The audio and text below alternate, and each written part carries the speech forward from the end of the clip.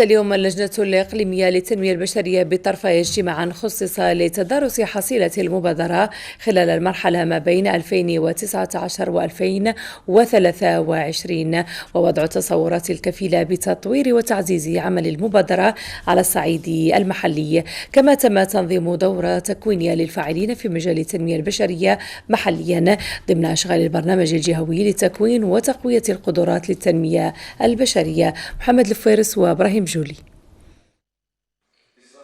حصيلة المبادرة على مستوى إقليم طرفايا خلال الفترة الممتدة ما بين 2019-2023 عرفت إنجاز 178 مشروعا بتكلفة مالية بلغت 25.6 مليون درهم.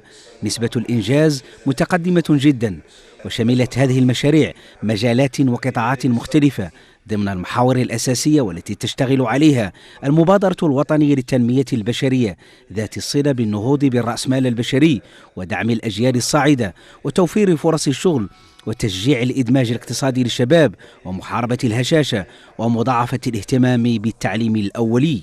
حصيلة مشرفة على جميع الأصعدة وجميع البرامج، انطلاقا من برنامج البنيات التحتية، برنامج الهشاشة والتهميش، برنامج تحسين الدخل والإدماج الاقتصادي للشباب، وبرنامج الدفع بالأجيال الصاعدة، بحيث وصلت يعني نسبة الإنجاز ما يقرب 98%، يعني قريبا 100%. فئة الشباب في صلب الأولويات بالنسبة لتنزيل المرحلة الثالثة من برامج المبادرة على المستوى الإقليمي من خلال تعزيز وتطوير عمل منصة الشباب والترجمة الفعلية لمحاور المرحلة الثالثة من قبيل الدفع بالرأسمال البشري للأجيال الصاعدة ودعم ريادة الأعمال.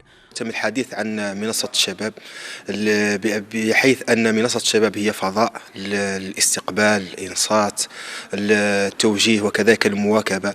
هو فضاء مخصص للشباب للإبداع وباستخراج مشاريع جديدة، يعني تواكب يعني العصر وتواكب الطفرة.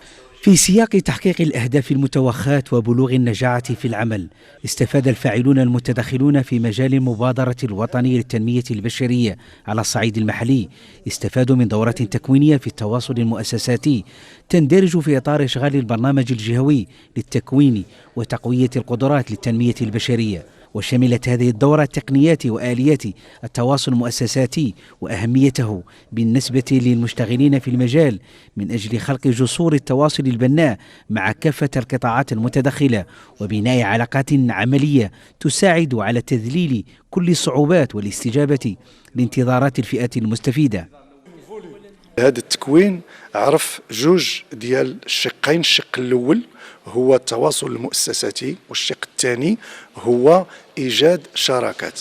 هذا التكوين كيدار عبر مقاربة اللي هي مقاربة مبتكرة، اللي هي مقاربة ديال صيفي، واللي هي مبنية على التعلم بالممارسة، بحيث كمكنات المكونين من تحسين بعض النقاط في التواصل المؤسساتي وعبر أنشطة تطبيقية كان دابا بإمكانهم أنهم يصيغوا خطاب سلس وفعال بالنسبة للمرتفقين. تأتي هذه الدورة التكوينية افتتاحا لبرنامج التكوين الخاص بعمالة إقليم طرفايا، وذلك ضمن سياق تنفيذ محاور المخطط الجهوي للتكوين وتقوية قدرات الفاعلين في مجال المبادرة الوطنية للتنمية البشرية.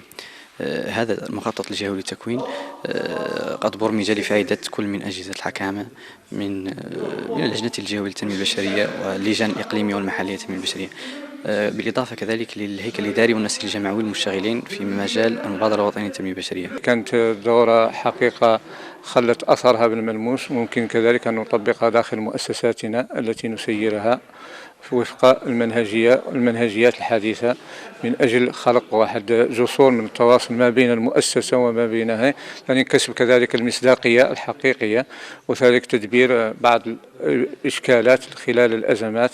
انطلقت المرحلة الثالثة للمبادرة الوطنية للتنمية البشرية في شهر شتنبر سنة 2018. تم تصميم هذه المرحلة الجديدة حول رؤية تستند على تعزيز المكتسبات وإعادة توجيه البرامج نحو تنمية الرأسمال البشري وتحسين ظروف الأجيال الصاعدة ودعم الفئات الاجتماعية في وضعية صعبة وخلق جيل جديد من المبادرات المدرة للدخل والتشغيل. بالعيون نظمت اللجنة الجهوية